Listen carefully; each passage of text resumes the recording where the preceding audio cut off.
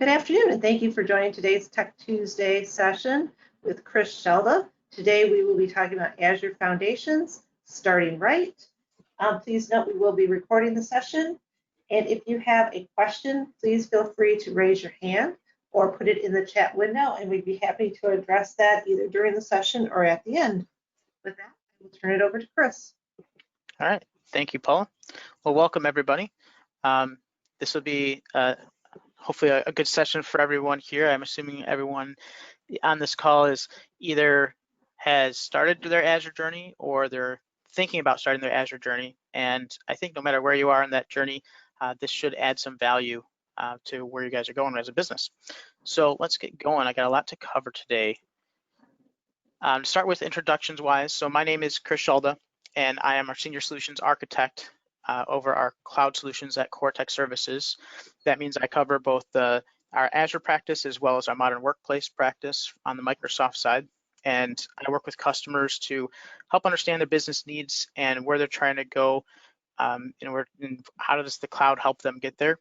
And I'm architecting solutions for a lot of our customers to modernize and just digitally transform and just help their business move forward, meet their goals. So today, we're going to be talking about basically the cloud adoption framework is really going to be the basis of what we're talking about today. And you'll see some acronyms as CAF, so Cloud Adoption Framework, that's what that stands for if you see that. And so I want to give an introduction to that because I think this is a really, really great tool that Microsoft has put a significant amount of time into to really pull together all of the the best practices and experiences that they've had with all their customers over the years with Azure and what is needed to really do this successfully. It's much more than just technical getting started. There's a lot of other pieces that kind of need to be put in place before too much of the technical gets kind of figured out. So hopefully this will give you guys an idea of what that's going to look like. Yeah, and I've been at Coretek for about just over 13 years now in the solution architect role for the last 5 years, and consultant before that. So I've seen a lot of different projects, worked with a lot of different customers in this space. So hopefully I'll be able to lend some of my kind of experiences and perspectives on all this. We're going to first talk about the cloud journey and what does that mean, kind of the way Coretek looks at it in general, and how we kind of see where our customers are at in that journey and how we help them get to the next level. We're going to talk about the CAF, the Cloud Adoption Framework overview, just kind of high level of what that is, kind of mapping that out, all the pieces, and then we're going to focus in on 3 major parts of it. Basically the first parts you start with is strategy, plan, and ready are the 3 different kind of sections. So we'll dive a little bit deeper into there, kind of give you an idea of what those are and the components there, some things to think about. And then we'll get into some of the things that Coretek has to offer as a cloud solution provider and where we differentiate ourselves, where we can maybe help your business out. And then call to action, we have some offers to provide you, as well as Q&A at the end. So like Paula said, you can kind of raise your hand, ask a question in the chat here. I'll try to get to it either during the presentation or afterwards, but let's just get started so we can get through a lot of this great content. So start with the customer cloud journey. This is how Coretek kind of views where our customers might be at in the cloud journey around Azure. And so you'll see here, right, the value goes up as you continue down this journey. And you may be in a place where you're just in phase 1, just experimenting with Azure, playing with it. Little parts of your business, might be you pay with a credit card to kind of stand some things up, and that's all right. That's a good place to be. This will be a great material for which to do next at that point.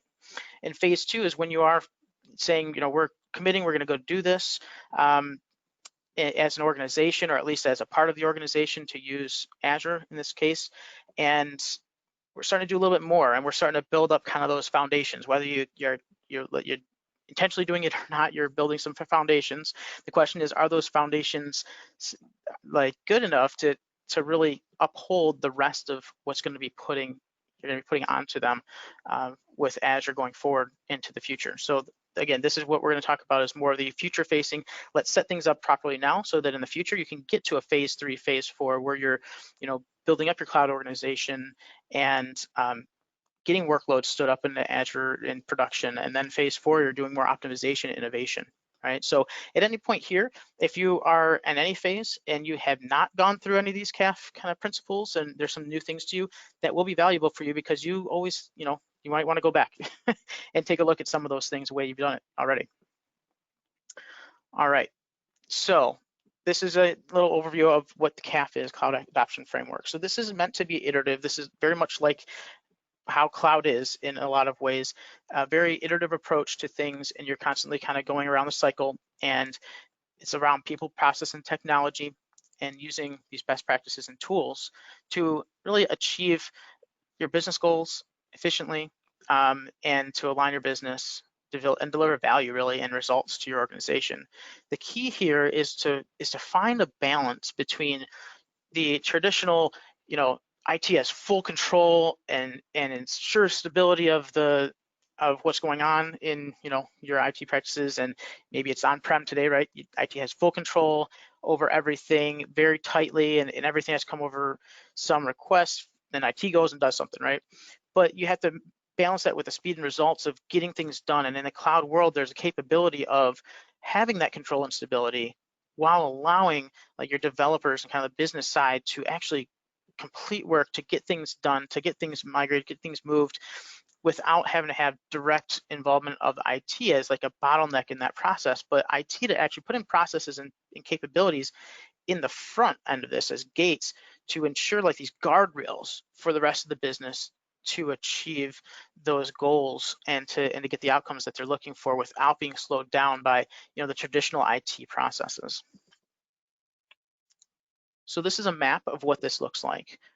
These are all the different components of the Cloud Adoption Framework that Microsoft has and continues to just create and to develop and to just make better as time goes on. Really great resource that they've provided here, and really out of customer need. Customers have been asking for years about Microsoft, hey, we really need to have this guidance. We need to have something like, what would you guys do? You created Azure. What should we do to be successful? So they provided this, and Coretek, we had our own kind of foundational elements that we would help our customers out with to set their foundations in Azure before the CAF came to fruition about a year or two ago. And honestly, it was needed to help our customers be successful, and it's helped our customers be successful. But then the CAF came out, and I looked at it, we're like, wow, this is actually really in line with a lot of things that we did. We already are doing with our customers. So we've adopted taking this as a lead, because there's a lot more kind of materials and specific guidance that can help in almost every scenario out there. So we're going to focus on define strategy, the planning, and the ready. So you'll see after that you would get to an adopt point. That's when you'd start migrating workloads or innovating. That's when you're going like IaaS to PaaS, modernizing your applications. And on the bottom you see with govern and manage, that kind of spans almost all of this aspect of, from planning to adoption. So those two are very important too. We're not going to dive into those as much, because where you really start off with a lot here is going to be define strategy, plan, and readiness. And I'll provide some resources to take that to the next step too. So defining a strategy. This is really the key here, is the cloud delivers just fundamental technology benefits that really can help your organization and enterprise execute multiple business strategies. So when you use cloud-based approaches, you can improve business agility, you can reduce costs, accelerate time to market, and enable expansion into new markets. And to take advantage of the great potential here, you really need to start by documenting your business strategy in a way that it's both understandable to what you would ideally call your cloud technicians, and it's palatable to your business stakeholders as well. Those have to be in alignment. So these 4 steps here are what can help you document your business strategy efficiently. And the approach helps you drive adoption efforts that capture targeted business value in a cross-functional model. And then you can map out your cloud adoption strategy to specific cloud capabilities and business strategies to reach your desired state of where you'd like to be from a transformation perspective. So let's dive into some of these.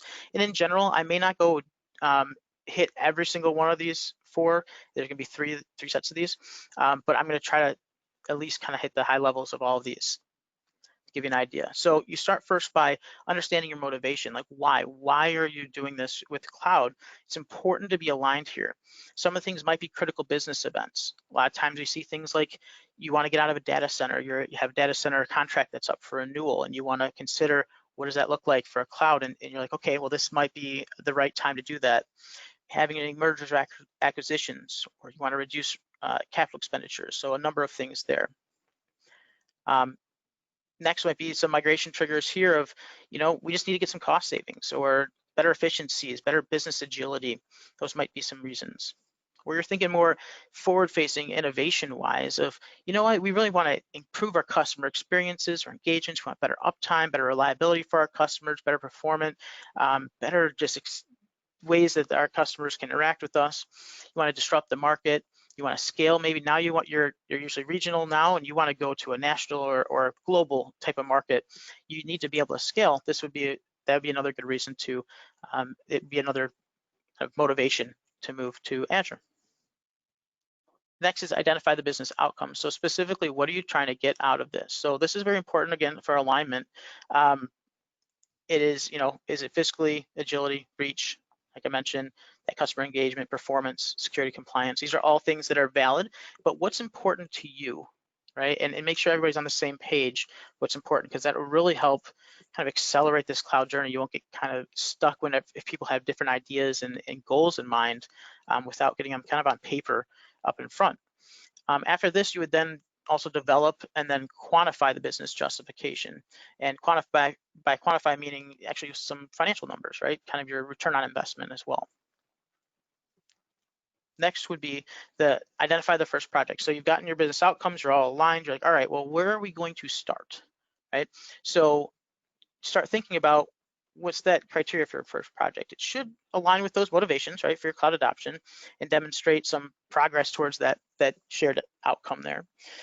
And first project expectations, know that it's going to be a source of learning, right? It's not going to all go right the first time, right? So have that expectation and set some really clear requirements so there's not that scope creep in the beginning, and start small as much as possible so that you can then build upon it and so that you can get some momentum started. Don't try to do like some two-year long project here. Try to start with something smaller. What can you get done in maybe a month or two at the most, so that you can get your feet wet, understand how this works, and gain some momentum based off your learnings. And some first project examples might be, you do have some critical business events, such as, using it as disaster recovery, migration, right? Maybe you do have some things that are non-critical and you want to just kind of move up and see what that looks like. Or innovation-wise, you create the targeted dev test environment just to start playing with Azure and seeing where that might lead to. So that's the first part, define strategy. Once that's completed, now we plan. So we kind of understand where outcomes are, what we want to do now as kind of the first project, and now we're starting to plan. So these cloud adoption plans, they convert the aspirational goals of a cloud adoption strategy into an actionable plan. And the collective cloud teams then can use that cloud adoption plan to guide their technical efforts and then align that with the business strategy. That's the key here, is aligning from both the kind of the business leadership side all the way down to the technical side. And so these 4 exercises would help you document your technology strategy. And this approach captures the prioritized tasks to drive the adoption efforts. And then the cloud adoption plan then maps to the metrics and motivations defined in the cloud adoption strategy. So let's go through those real quick. So first, you need to rationalize your digital estate. And this is in most cases. Maybe if you're doing just purely innovation, you're starting something brand new, maybe you don't need to look at your existing, right? But in most other cases, you're going to have some sort of existing digital estate. And you want to consider, if we were to move something, maybe let's take a look and see what that looks like from the short term to the long term. So looking at that to assess what you have from a perspective of what can run in Azure, if we were to move it to Azure, and what order would we move it because of dependencies, what the costs would be like as well. And then you can kind of create a prioritized kind of roadmap, let's say, of getting to Azure there with that type of information. Something like this is what Microsoft actually provides to many of our customers is some funding towards Azure solution assessment, which would be like having a partner like Coretek come in and kind of analyze your entire digital estate, look at what you have, provide some recommendations of where you should start and where you can get to, what the costs are, kind of this whole professionalizing digital estate. We can help kind of guide you through that. Then the next thing is that initial org alignment. So now that you've understood kind of where you guys are at, that's kind of current state. All right, now let's align our organization together. And like I mentioned before, it's getting the business leadership also to align with the technical team, but really it's ensuring the speed versus control, like that balance here requires having kind of this new thought of how you put your teams together. You're gonna have, ideally, to be successful, which we've seen here, you have a cloud adoption team. Like that's gonna be the team they've got the hands on the keyboard, they're doing a lot of the work here. It may be infrastructure, might be some dev people, maybe some networking, security, but they're that cloud adoption team that are kind of enabling the business, let's say, directly. And then there's cloud governance team. Now, the governance team's job is meant to help create that balance by enabling the cloud adoption team to get things done while ensuring the control, the security, minimizing the risk. So putting the guardrails in place. So they're taking this up from a level and looking at this architecture-wise, and the opportunity here is to do some things in a very automated way with policies and other capabilities to enable the rest of the business to move quickly, while ensuring that compliance, security, and all those other requirements are being met. After that, you look at, okay, here's our teams. Now let's skill them up, right? So Microsoft has actually flipped it on its head. The whole, if you looked anytime recently around certifications and learnings, a lot of the tools that Microsoft has had and how it used to be very specific to this, like you're a systems engineer here with Azure, or you're the specific, like named kind of role. But the thing is, in the cloud world, there's these different types of roles that are evolving here, and you might have like one specific title, let's just say, within your organization, but you're going to have maybe one or more different roles that map a little bit differently. As you can see here, kind of the green is kind of that newer way of thinking about those types of roles, where you might have, be connected to a couple different areas. So there's going to be some cross-functional type of roles or teams that need to be considered. And there's a lot of great resources that Microsoft's provided, sometimes even some paid for resources funding-wise, to help your team to grow and build that foundational skill set up and to continue the learning ongoing. I'd highly recommend you, if you haven't yet, check out aka.ms/learn. That is a free resource to help align learning around basically most of Microsoft Cloud products to these new types of roles that we're seeing in the industry. Then the last piece here of plan is a cloud adoption plan. So now that we kind of figure all that out, what is our plan to move forward? So understanding, now what we know what we have, where we want to go, how are we going to get there? And so, understand the prereqs, defining those workloads, prioritizing those, aligning which, assets that you're going to need to report, right? Support there, making sure the rationalization still makes sense, define those iterations and releases, and estimate those timelines to make sure that you are going to kind of meet your goals in a good, clip there, and everybody agrees to that. So once this is completed, you can use, there's a cloud adoption plan template here that's provided by Microsoft, and I'll show you where later, to convert all the aspirational goals that we talked about into this actionable plan. So it'll actually take those and actually create a plan within Azure DevOps for you to kind of check off the backlog of each of these tasks, and you can customize that to your heart's content, add the things that you need to, but it just starts with a good base, so you don't have to start from scratch. That's the key here. And the next major part is ready. So it's readiness here. This is talking about really, before you can start your adoption, you have to create a landing zone, or foundation as we like to call it, to host the workloads that you plan to build in the cloud or migrate to the cloud. And this section of the framework guides you through the creation of that landing zone. So these 4 exercises will help you through that process of creating the landing zone and to really, in the end of the day, support the cloud adoption. So to start with is organizing your Azure resources, understanding how are you going to organize it. And there's a lot of different ideas here and different ways that you could go about this. It all depends a lot on your organization. Now, there's some basic things that would be kind of in any case you'd probably do, which the CAF will provide, and there's some other things that they'll provide some considerations within the CAF documentation about other things to do too. So, for example, you should always apply resource tagging to all the resources in the environment. Think through that, document that, set that up, because that will help you tremendously as things start to grow, and so it doesn't become unmanageable. Well thought out naming conventions, right, is another thing.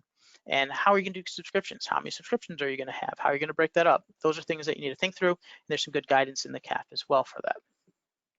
So once you know how to organize those resources, then we need to think about that first landing zone. So think of a landing zone as it's similar to how a city utilities such as like water, gas, and electricity are accessible before new homes are constructed, right? So all of the plumbing, right, the gas lines, water lines, they're all kind of set up and ready to go prior to those new homes being constructed. So in this context, the network identity and access management policies, management, and monitoring are all those shared utility services, if you will, that must be readily available to help streamline the application migration process before it begins, right? So some of you might be out there that have gone along this cloud journey and have maybe, let's just say, breezed over a couple of steps along the way out of, you're moving fast and you're getting things done, right?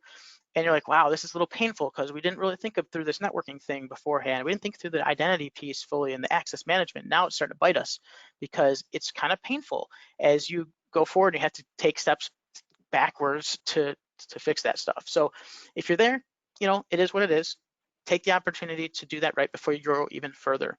If you're not there yet, great, perfect time to start thinking through these things and putting together that plan to ensure you're going to have that success and have a solid foundation for the rest of your business in Azure to sit upon. And so you'll see here, there's actually some blueprints on this graphic here. There's blueprints that are provided by CAF, and the idea here is it's meant to be, I think, MVP, minimal viable product, to get you started. It's not trying to be super complex and take it a year to figure out. This is meant to be very quick.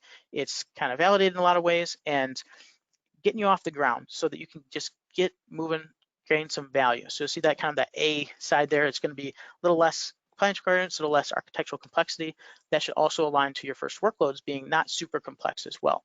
And as you grow, you're going to then add a little bit more complexity as your compliance requirements are required, but there are capabilities and guidance for all of those as you move forward as well. And that's where we get here, is that once you've had that first landing zone and potentially you are now starting your adoption, you're kind of going to circle back here and you're going to expand the landing zone blueprint.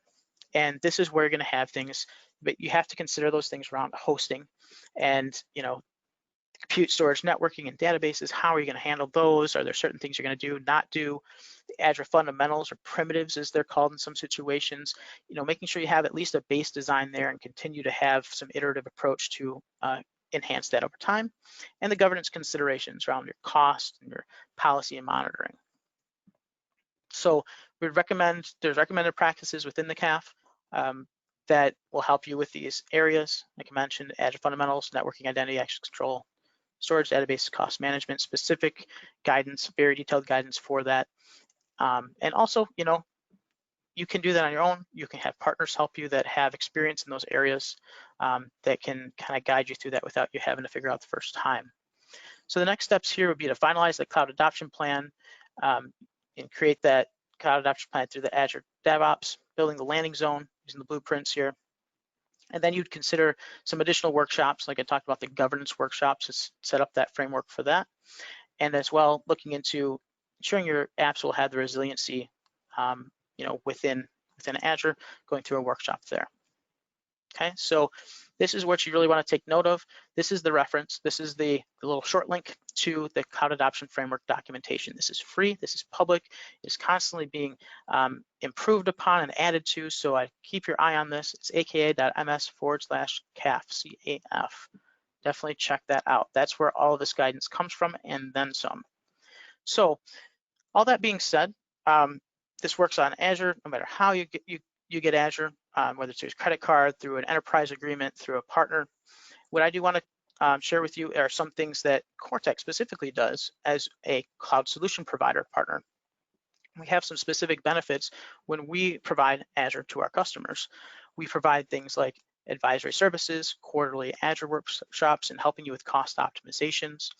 You get a base level of managed services, and there's additional tiers available as well.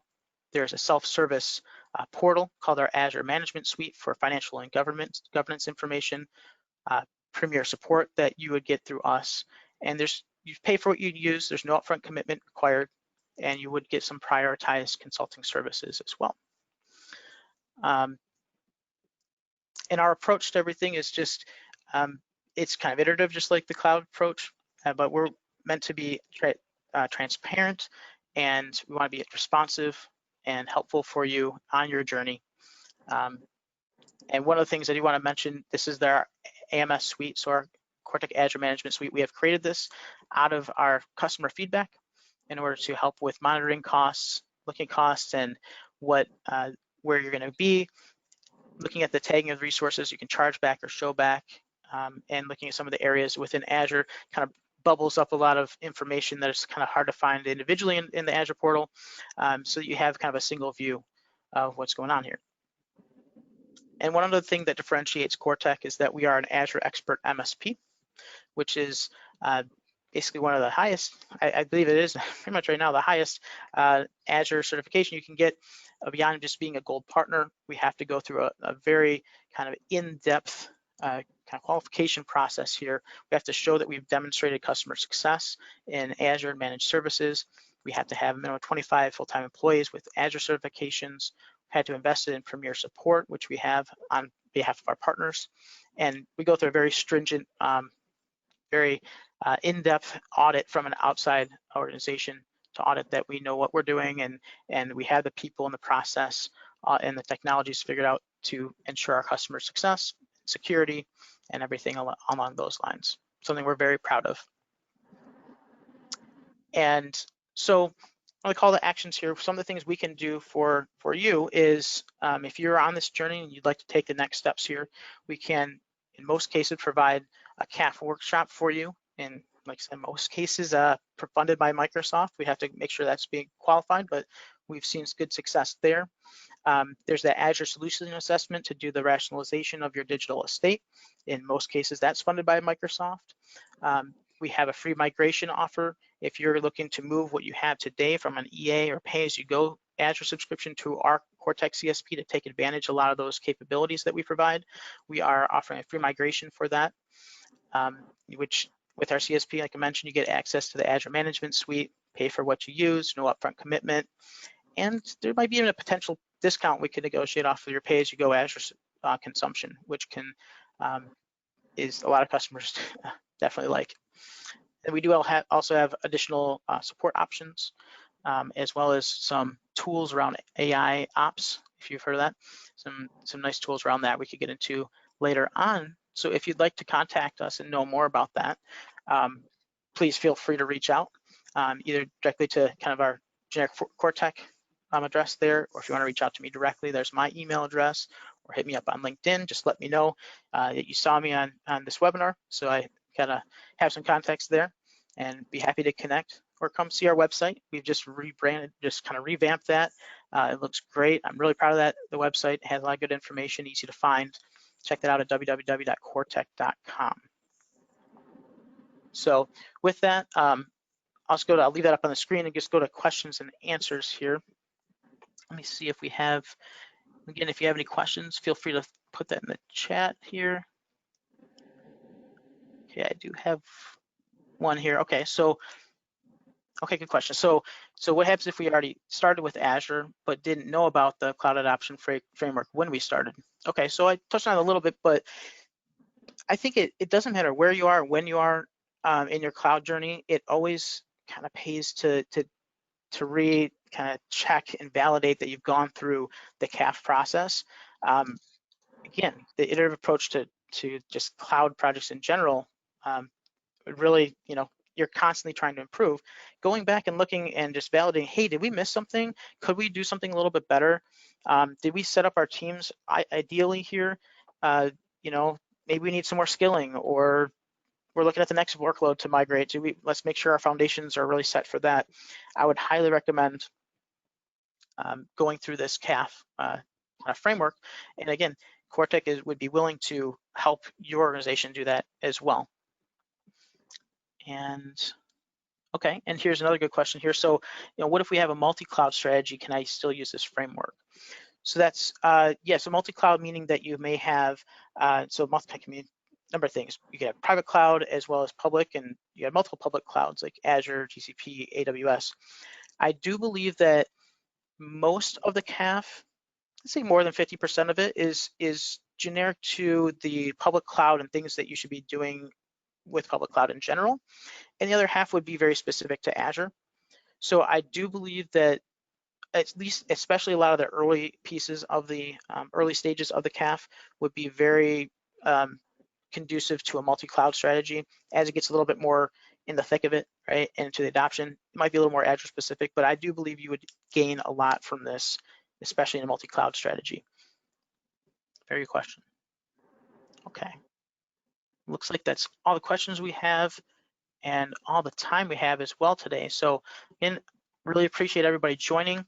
I hope you gained something from this today, at least some ideas where to look into, improving the way that you're already doing things or getting started on the right foot as you're starting to go on your Azure cloud journey. And feel free again to reach out to us. Let us know where we can help. Be always happy to talk and to see where we can assist. All right, well, have a good rest of the day, and hopefully see you next time on Tech Tuesdays.